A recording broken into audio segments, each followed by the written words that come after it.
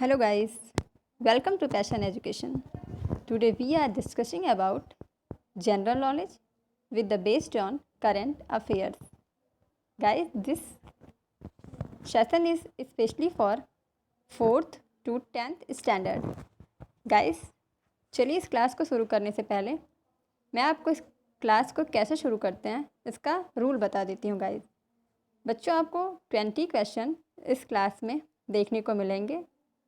हर question के 4 option दिए जाएंगे और उन 4 ऑप्शन में से आपको करेक्ट आंसर सेलेक्ट करना है विद इन 5 सेकेंड। गाइस, आपको 5 सेकेंड दिए जाएंगे और उस 5 सेकेंड में आपको करेक्ट आंसर चूज करना है। गाइस, आपको करेक्ट आंसर चूज करने के बाद किसी नोटबुक में उस आंसर को ऑनेस्टली लिखना है और कमेंट सेक्शन में मुझे सेंड करना है, बताना है कि आपने कितने क्वेश्चन सही किए हैं गाइस। तो चलिए स्टार्ट करते हैं इस क्लास को, देखते हैं आप कितने क्वेश्चन को सही करते हैं। Now the first question is which is the highest road in the world. Question में पूछा है कौन सा सबसे ऊंचा रोड है पूरे विश्व का। गाइस, आंसर्स हैं आपके गुवाहाटी जो है ईटानगर में, सेकंड है आपका जम्मू जो है श्रीनगर में, थर्ड है आपका मनाली जो है लेह में, एंड फोर्थ है आपका श्रीनगर जो है आपका पहलगाम में। तो गाइस, इसका आंसर आपको देना है कौन सा ऐसा रोड है जो पूरे वर्ल्ड में सबसे ज़्यादा ऊंचा है। Guys, the answer of this question is Manali. Manali में एक ऐसा रोड है जो पूरे वर्ल्ड में सबसे ज़्यादा ऊंचा है। हम बात करेंगे क्वेश्चन नंबर 2 की। In which country is leaning tower of Pisa. Guys, किस देश को लीनिंग टावर ऑफ पीज़ा कहते हैं? इजिप्ट को या फ्रांस को या इटली को या डेनमार्क को? इसमें से कौन सा आंसर आपका सही है? Egypt, France, Italy, Denmark. Guys, इसका आंसर है आपका इटली, यानी कि थर्ड नंबर जो सी ऑप्शन है वही आपका सही है। इटली को ही हम लीनिंग टावर ऑफ पीज़ा कहते हैं। बात करेंगे हम थर्ड क्वेश्चन की। Where is the headquarter of Asian development bank. Guys, कहाँ पे है एशियन डेवलपमेंट बैंक का हेडक्वार्टर, ये बताना है आपको। मनीला में है, हांगकांग में है, सिंगापुर में है या न्यू दिल्ली में है? ऑप्शन आपको शो किए गए हैं स्क्रीन पे। आपको करेक्ट आंसर चूज करके अपने नोटबुक में लिखना है और मुझे डिस्क्रिप्शन बॉक्स में कमेंट करके बताना है कि आपने कितने आंसर सही किए गाइस। मनीला, हांगकांग, सिंगापुर या न्यू दिल्ली? इसका आंसर है मनीला। गाइस, मनीला में ही क्या है आपका एशियन डेवलपमेंट बैंक है, उसका हेडक्वार्टर मनीला में है। बात करेंगे हम क्वेश्चन नंबर 4 की। Which country parliament is called Majlis. Guys, किस देश के पार्लियामेंट को हम क्या कहते हैं? मजलिस कहते हैं। इजिप्ट को, फ्रांस को, तुर्की को या ईरान को? आंसर हैं आपके इजिप्ट, फ्रांस, तुर्की या ईरान। किसके सांसद को हम मजलिस कहते हैं? गाइस, इसका आंसर है ईरान। ईरान के सांसद को ही हम क्या कहते हैं? मजलिस कहते हैं। इसके नाम से ही पता चल रहा है कि मुसलमानी नाम के बारे में बात हो रही है। बात करेंगे हम नेक्स्ट क्वेश्चन की। Which of these colour are common to the national flag of India and Pakistan. Guys, पूछ रहा है कि भारत के झंडे और पाकिस्तान के झंडे, दोनों झंडों के बीच कौन सा कॉमन कलर है, यानी कि दोनों देशों के झंडों में जो कॉमन कलर है वो कौन सा है? वाइट और ब्लू है या ब्लू एंड ग्रीन है या वाइट एंड ग्रीन है या सैफरॉन है? ऐसा कौन सा कलर है जो दोनों देशों के झंडे में पाया जाता है गाइस? तो बताइए आप लोग।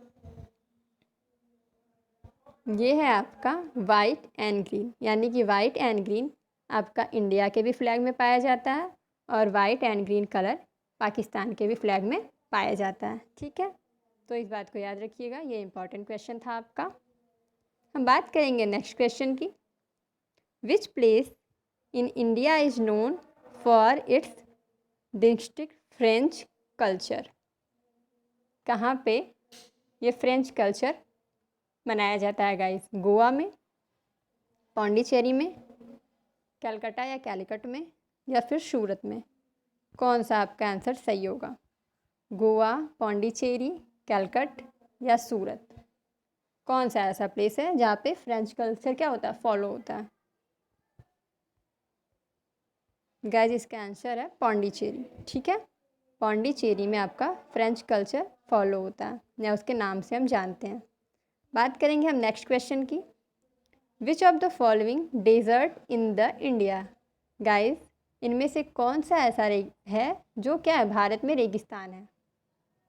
बताइए, गोबी है, सहारा है, थार है या एटाकामा है? ऐसा कौन सा जगह है जिसे हम भारतीय रेगिस्तान के नाम से जानते हैं? गोबी है, सहारा है, थार है या एटाकामा है?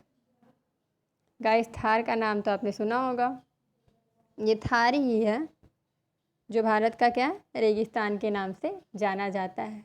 ठीक है, यहाँ पे बहुत ज़्यादा गर्मी होती है, यहाँ की रातें जो है बहुत ठंडी होती हैं, लेकिन दिन क्या होता है, बहुत ज़्यादा गर्म होता है, तपन होता है। ये आपका भारत में पड़ता है। ठीक है, और इसीलिए इसे क्या कहते हैं, भारतीय रेगिस्तान भी कहते हैं। गाइस नेक्स्ट क्वेश्चन है आपका। National education day is observe on. जो आपका राष्ट्रीय शिक्षा दिवस किस दिन मनाया जाता है? 21 सितंबर, 15 अक्टूबर, 11 नवंबर या 19 नवंबर? गाइस आपको करेक्ट आंसर बताना है। 21 सितंबर, 15 अक्टूबर, 11 नवंबर या है आपका 19 नवंबर? किस दिन हम राष्ट्रीय शिक्षा दिवस के रूप में मनाते हैं? गाइस इसका आंसर है आंसर नंबर 11 नवंबर, यानी कि आंसर नंबर सी। ठीक है, 11 नवंबर को ही हम राष्ट्रीय शिक्षा दिवस के रूप में मनाते हैं। ठीक है, बात करेंगे हम नेक्स्ट क्वेश्चन की। Which city is called the city of Nawab. Guys किस शहर को हम नवाबों का शहर कहते हैं? ठीक है, ये भी क्वेश्चन आपका इंपॉर्टेंट है। इंडिया में ऐसा कौन सा शहर है, कौन सी सिटी है जिसको हम क्या कहते हैं, नवाबों का शहर कहते हैं? तो आपका दिया हुआ आगरा है, या अलीगढ़ है, या लखनऊ है, या पटौदी है? गाइस ऐसा कौन सा जगह है? ठीक है, कौन सा शहर है? ये है आपका लखनऊ। हाँ बच्चों, लखनऊ को हम नवाबों के शहर के नाम से जानते हैं। ठीक है, यहाँ बहुत ही नामी जामी नवाबजादे रहा करते थे, तो इसलिए हम लोग लखनऊ जो है उसको नवाब सिटी के नाम से जानते हैं। बात करेंगे हम नेक्स्ट क्वेश्चन की। Where is Dilwara temple. Guys जो दिलवारा टेम्पल है वो कहाँ मिलता है? अब हम दिलवारा टेम्पल की बात करेंगे। माउंट आबू में है, या वाराणसी में है, उदयपुर में है, या उज्जैन में है? इसमें कौन सा आंसर आपका सही होगा? दिलवारा टेम्पल, गाइस नाम से ये मॉस्क्यू रिलेटेड, मतलब मुस्लिम धर्म से संबंधित है, तो दिलवारा टेम्पल जो है ये आपका मिलेगा आपको माउंट आबू में। कहाँ पे मिलेगा? माउंट आबू में। ठीक है, तो इसलिए माउंट आबू में दिलवारा टेम्पल है, ये इसका करेक्ट आंसर होगा। बात करेंगे हम नेक्स्ट क्वेश्चन की। Who is the founder of forward block. Guys founder जो हैं फॉरवर्ड ब्लॉक के वो कौन है? ठीक है, फॉरवर्ड ब्लॉक के फाउंडर कौन हैं? भगत सिंह हैं, और बिंदो घोष हैं, आचार्य नरेंद्र देव हैं, या सुभाष चंद्र बोस हैं? चारों ऑप्शन आपका दिया हुआ है। भगत सिंह, अरबिंदो घोष, आचार्य नरेंद्र देव या Subhash Chandra Bose? Guys the correct answer of this question is Subhash Chandra Bose. Subhash Chandra Bose ही हैं जो आपके फॉरवर्ड ब्लॉक के फाउंडर हैं। ठीक है, या उसके संस्थापक हैं। बात करेंगे हम नेक्स्ट क्वेश्चन की। Sundarban is the largest blank in the world, या फिर सुंदरबन इसको कहते हैं। ठीक है, सुंदरबन क्या है पूरे वर्ल्ड में, सबसे बड़ा क्या है सुंदरबन? आइसलैंड है, डेल्टा है, 4 एरिया है, या फ्लूड प्लेन है? पूछ रहा है सुंदरबन जो है वो आइसलैंड है, कोई बर्फीली जगह है, या डेल्टा है, या 4 एरिया है, और या फिर फ्लूड प्लेन यानी कि बाढ़ से ग्रसित जगह है। तो गाइस जो सुंदरबन है वो डेल्टा के नाम से फेमस है। ठीक है, तो सुंदरबन आपका क्या है? डेल्टा है। नेक्स्ट क्वेश्चन है आपका, what is the team of member of the Rajya Sabha? What is the term of member of Rajya Sabha? ठीक है, जो राज्यसभा के सदस्यों का टर्म होता है, कार्यकाल होता है, वो कितने समय का होता है?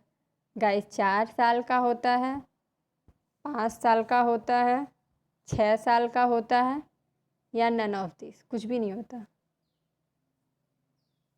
4 साल का होता है, 5 साल का होता है, 6 साल का होता है, या इनमें से कोई नहीं। तो गाइस जो राज्यसभा के कार्यकाल का समय होता है, राज्यसभा के सदस्यों के कार्यकाल का जो समय होता है वो होता है 6 साल। ठीक है, 6 वर्ष तक राज्यसभा के कार्यकाल अपने पद पर कार्य कर सकते हैं। ये सारे क्वेश्चन आपके लिए बहुत ही इम्पॉर्टेंट हो सकते हैं किसी भी कॉम्पिटिटिव एग्ज़ाम में। तो गाइस हर क्वेश्चन को अच्छे से पढ़िएगा और समझिएगा। What is big Ben? पूछ रहा है बिग बेन क्या है।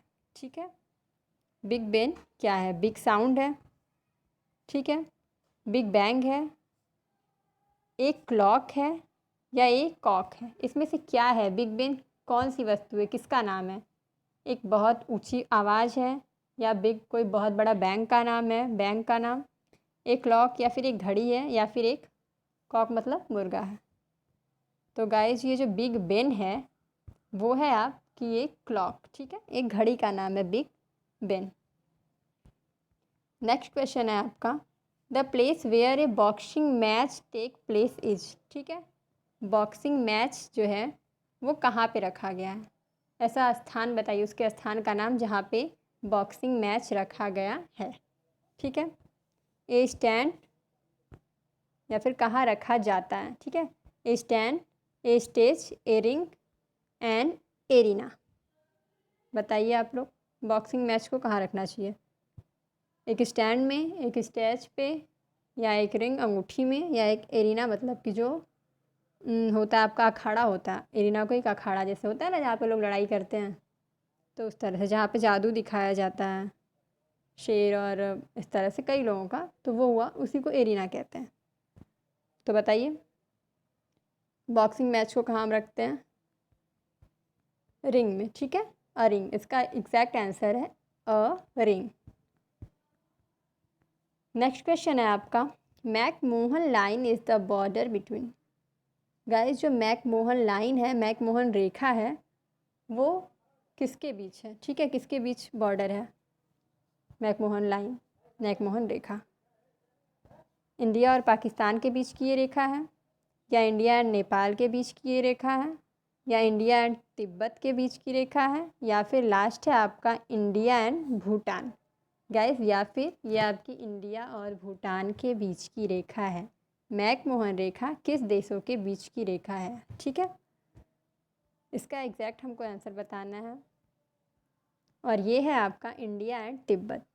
गाइस भारत और तिब्बत के बीच जो रेखा है उसे हम कहते हैं मैकमोहन रेखा। बात करेंगे हम नेक्स्ट क्वेश्चन की, Padma award are given away by. Guys पूछ रहा है कि पद्म अवार्ड, जिसको हम कहते हैं पद्म रत्न, ठीक है, ये जो पद्म पुरस्कार है वो किसके द्वारा दिया जाता है? The president, the prime minister, the chief justice of supreme court, the vice president? पूछ रहा है ये जो पद्म विभूषण से आपको सम्मानित किया जाता है वो किसके द्वारा दिया जाता है? प्रेसिडेंट के द्वारा, राष्ट्रपति के द्वारा, या आपका है मुख्यमंत्री के द्वारा, या आपका है सुप्रीम कोर्ट के चीफ जस्टिस मुख्य न्यायाधीश के द्वारा, या वाइस प्रेसिडेंट उपराष्ट्रपति के द्वारा? तो गाइस ये पद्म विभूषण जो है आपका उन लोगों को जिससे सम्मानित किया जाता है वो किया जाता है राष्ट्रपति के द्वारा, ठीक है। द प्रेसिडेंट इसका एग्जैक्ट आंसर होगा। बात करेंगे हम नेक्स्ट क्वेश्चन की। What is the minimum age of IAS entrance. Guys ये भी आपका बहुत ही इंपॉर्टेंट क्वेश्चन है। बताइए मिनिमम एज जो है आईएएस बनने की वो कितनी होती है, ठीक है। आईएएस का एंट्रेंस जब आपको एग्ज़ाम देना होगा तो बताइए उसके लिए आपको कितनी मिनिमम एज चाहिए। 18 years, 21 years, no age bar, none of this. 18 साल, 21 साल या इसमें कोई भी एज का बाउंड नहीं है या फिर इसमें से कोई नहीं। तो गाइस आईएएस का एंट्रेंस एग्ज़ाम देने के लिए या उसका फॉर्म फिल करने के लिए हमें 21 ईयर्स ओल्ड होना ज़रूरी है, ठीक है। उसके बाद जब तक आप 21 ईयर ओल्ड नहीं होंगे आप आईएएस एग्ज़ाम का अप्लीकेशन फॉर्म नहीं फिल कर सकते हैं, ठीक है। बहुत सारे एग्ज़ाम है जो 18 ईयर में आप फिल कर सकते हो, बट 21 ईयर होना आपके लिए बहुत ही ज़्यादा क्या है, कंपल्सरी है ड्यूरिंग आईएएस एग्ज़ाम, ठीक। ये तो हो गई बात। अब हम बात करेंगे नेक्स्ट क्वेश्चन की। Who was called grand old lady of Indian nationalism, ठीक है। तो पूछ रहा है कि ग्रैंड ओल्ड लेडी कौन थी भारत के राष्ट्रीयता की, ठीक है। राष्ट्रीय भारत के जो है ग्रैंड ओल्ड लेडी इसमें से कौन थी। सरोजनी नायडू थी या डॉक्टर आपकी थी मुथुलक्ष्मी रेड्डी या फिर थी आपकी डॉक्टर एनी बेसेंट या मीराबाई। तो गाइस इसमें से आपको बताना है कि कौन सी थी।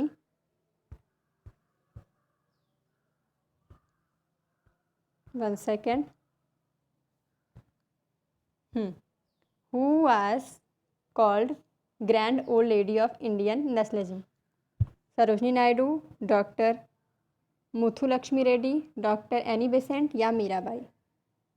गाइस जो ग्रैंड लेडी के नाम से जानते हैं वो थी सरोजनी नायडू, ठीक है। अब हम बात करेंगे नेक्स्ट क्वेश्चन की। गाइस आई होप आपकी क्लास फिनिश हो चुकी है।